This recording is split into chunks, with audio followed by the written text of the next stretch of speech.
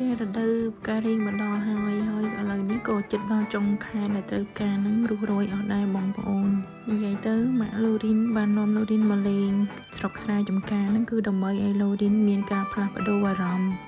ដោយសារពួកយើងរស់នៅទីក្រុងឬយើងនិយាយថាអ៊ូអមិនមានធម្មជាតិច្រើនទេអញ្ចឹងហើយបានជាម៉ាក់សម្រេចចិត្តយកលូរីនមកលេងនៅតាមភូមិស្រុកដើម្បីមកមើលផ្កាផងមកមើលស្រុកស្រែចំការនៅស្រុកនេះផងហើយលូរីនឃើញតែអញ្ចឹងទេគាត់ជាក្មេងទីក្រុងគាត់មិនសូវហ៊ានទេចាប់សត្វខ្យងឃើញអីហ្នឹងគឺគាត់រត់ហើយដោយសារគាត់ខ្លាចជាពិសេសឃើញសត្វល្អិតអីហ្នឹងគឺគាត់ឆាប់ខ្លាចណាស់ប៉ុន្តែម៉ាក់ចង់ឲ្យលូរីនមកស៊ាំនឹងធម្មជាតិនឹងព្រៃព្រឹក្សាដែលគេមាននៅតាមស្រុកស្រែជនបទហ្នឹងឲ្យឃើញថានេះគឺជាជីវិតរស់នៅសាមញ្ញបែបធម្មជាតិនិងស្រុកស្រែចំការជុំវិញខ្លួនលូរីននោះឃើញខ្យងនៅបងប្អូនអើយចាប់អារម្មណ៍ណាស់ជួយចិត្តលេងថាគាត់ស្រឡាញ់ក៏បានថាគាត់ខ្លាចក៏បានគាត់ខ្លាចប៉ុន្តែគាត់ជួយចិត្តលេងហើយផ្កាទាំងនេះមិនត្រូវបានគេដាំទេជាផ្កាព្រៃទេបងប្អូនប៉ុន្តែវាមានគ្រប់ពណ៌គ្រប់ប្រភេទផ្សេងគ្នាមើលទៅស្អាតណាស់បងប្អូនអើយពេលដែលឃើញផ្កាស្អាតអញ្ចឹងបងប្អូន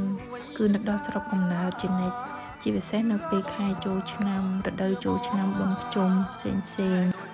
ហើយក៏ចង់ឲ្យបងប្អូនមកលេងផ្កានិងមកមើលទេសភាពជាមួយលូរីនដែរ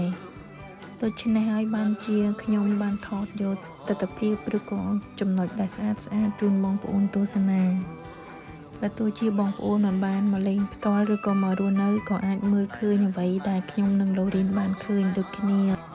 ផ្កាក្រហមដែលបងប្អូនឃើញហ្នឹងគេហៅថាអាម៉ាពូឡានិយាយទៅខ្ញុំស្គាល់តែផ្កានឹងដែរទេដោយសារមិត្តភ័ក្តិប្រាប់ប៉ុន្តែផ្កានេះស្អាតណាស់នៅពេលដែលវាដុះមួយចន្លោះផ្កាលឿងនឹងមើលទៅដូចជាវា highlight